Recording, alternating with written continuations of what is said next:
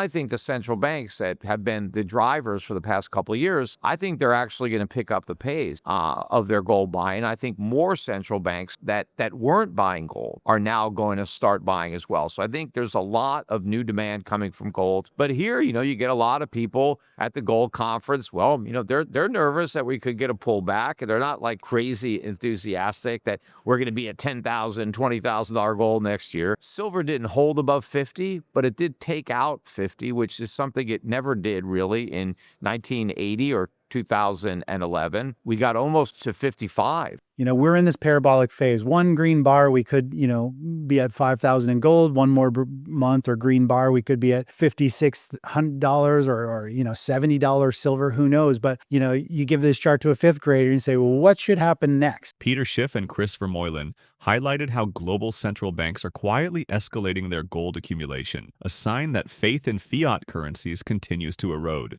Even nations that once ignored gold are now turning to it as a defensive anchor against a weakening dollar and rising debt instability. Meanwhile, market sentiment among investors remains cautious, with many expecting short-term pullbacks despite the strong technical setup. Silver has already achieved what it failed to do in 1980 and 2011, breaking through the $50 mark, signaling a new phase in the monetary cycle. Both metals appear to be entering a parabolic stage, where momentum and monetary shifts converge. The next few green bars could redefine market history.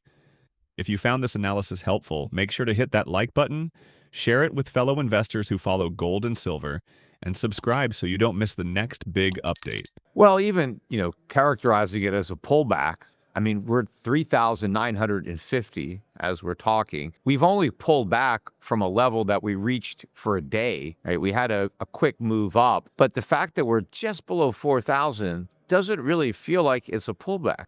It's only a pullback in relation to the fact that we almost hit 4,400, which was crazy in that it only took us maybe a week to get there from hitting 4,000. So if you throw that week or two out and just look at where we are, we've gone up a lot on the year. And I think sentiment, it's interesting how such a sharp decline can turn the sentiment to get everybody thinking that this is now potentially a bear market already in gold, and that there's a lot of downside risk. I think that's kind of what the market was trying to do in shaking out some of the newer entrants that may not really have the conviction, or maybe came in with some leverage and have been flushed out of the market. But we've created a lot more, nervousness so that we can climb that wall of worry. And so as far as I'm concerned, if this is a correction, it's probably already over. I don't think there's that much downside in the price of gold from here.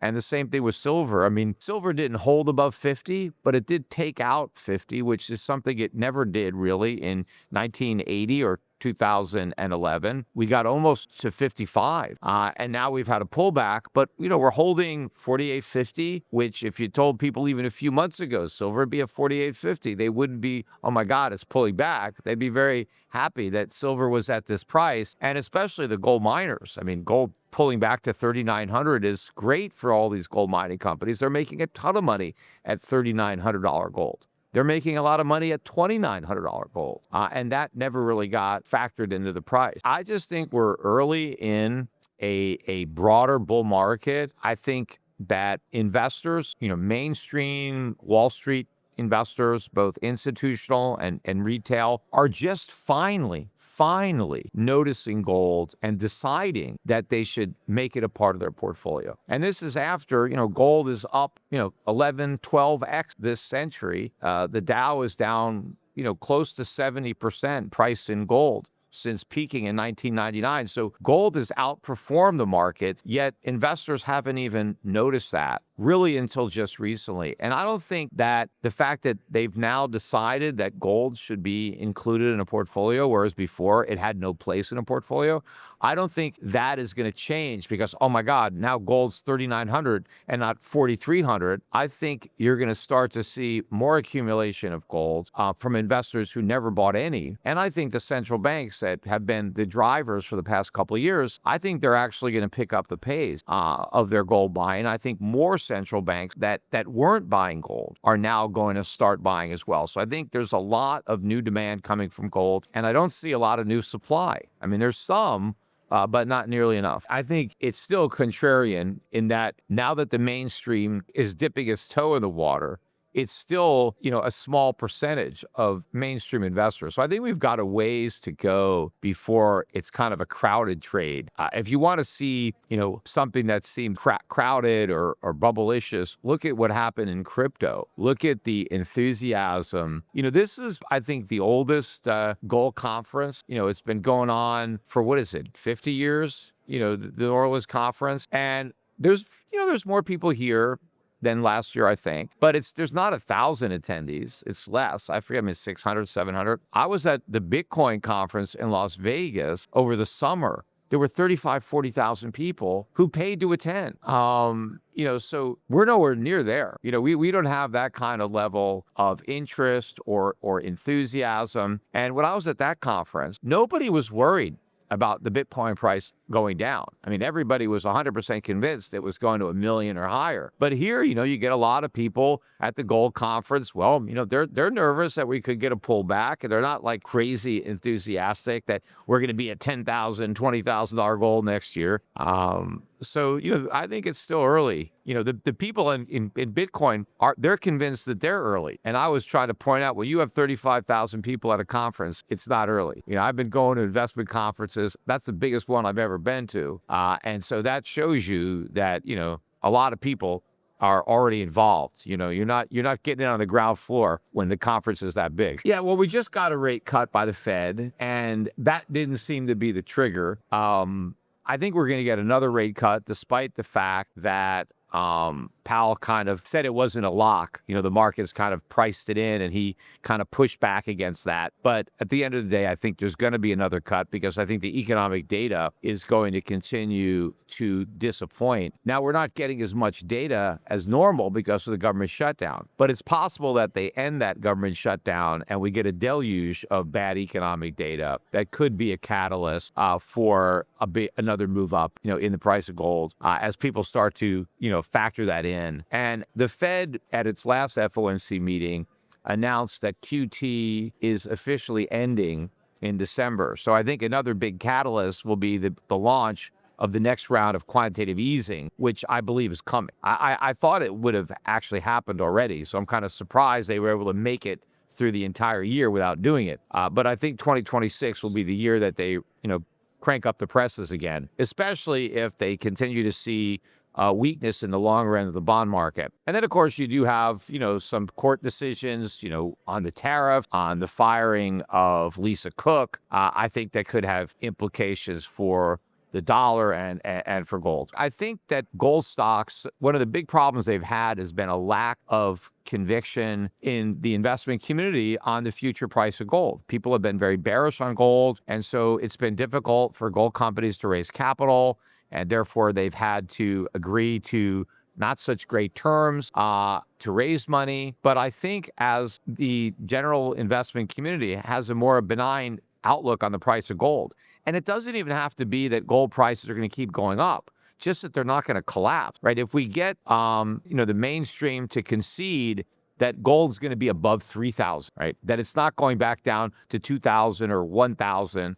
that it's going to be at least 3,000. Gold stocks, gold companies can make a ton of money at $3,000 gold. Forget about 4,000 where we are now, right? So if people just believe we're going to stay at 3,000 or higher, I think that's going to open up a lot of capital into the sector to help them develop their projects. Meanwhile, the projects that are already in production, they're making a ton of money right now. Peterschiff points out that gold's recent price movement is being misinterpreted. This isn't a genuine pullback, but a pause after a sharp, overextended rally. Even with gold near $3,150, miners are thriving, and sentiment has cooled from extreme optimism. He believes we're still in the early stages of a much larger bull market, with mainstream investors only beginning to recognize gold's role as a core portfolio asset. Central banks, meanwhile, are accelerating their buying, adding structural demand to an already tight market with limited new supply. Schiff argues that this slow awakening phase is exactly what precedes major upside moves,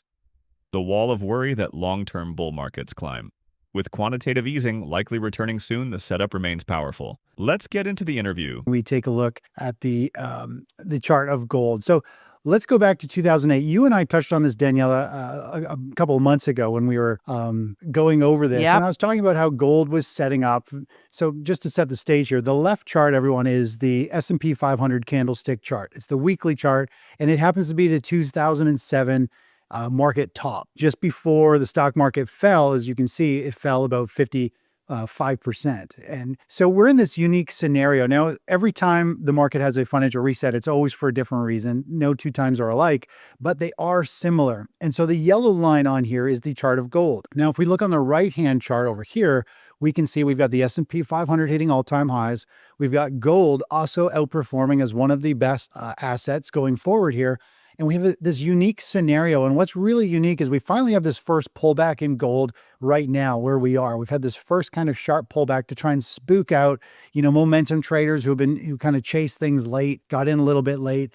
And what's interesting is we saw this back in 2007. We saw a few red bars on the S&P 500 and gold started to pull back. What's going to happen after this? If it's similar to 2007, then if we kind of look at this chart, eventually the stock market will eventually struggle and start to sell off.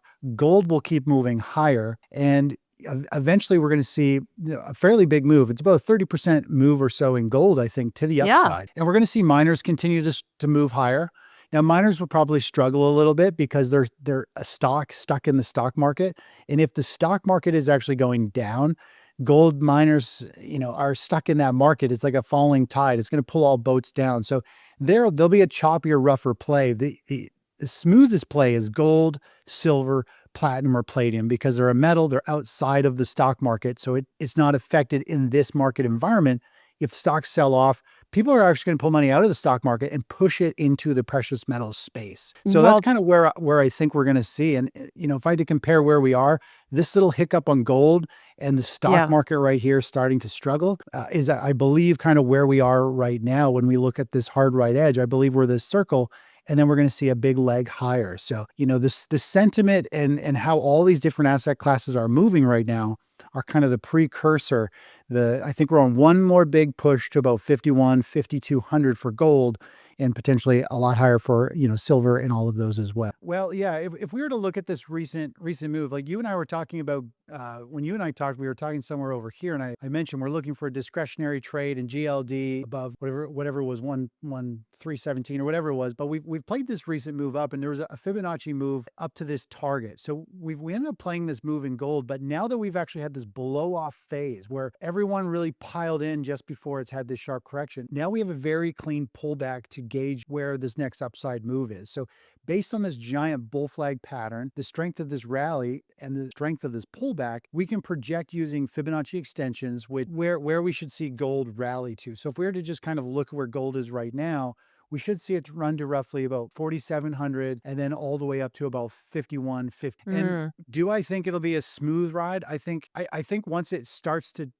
take off, I think it'll be fairly quick and fluid. It'll ramp up. I do think, as you mentioned, I think this move to 5,000 can be very swift. One of the good examples of this is if we just go to the monthly chart, and we're in this parabolic kind of phase where things go straight up. So we could get a couple green bars, which is a couple monthly bars, and we could be there at no time. From where we are right now, it's only a 25% move, roughly, to that 5,000 mark. So things are going to pick up speed. If we go back, to the 1980s, 1970s bubble, whoops, it's hard to grasp this, but again, I think we could have we're right here, and we've had that first run, we're having that first pullback and pause, and then we're going to explode up, and I think we're going to see all the precious metals take off. So I think that's where we're at. I think it will be fairly smooth until we get to a top, then it'll probably have a very abrupt turn. So if we look at silver, we'll just zoom out on this chart here, and you look at these, going to load anymore. We're in this parabolic phase. One green bar, we could,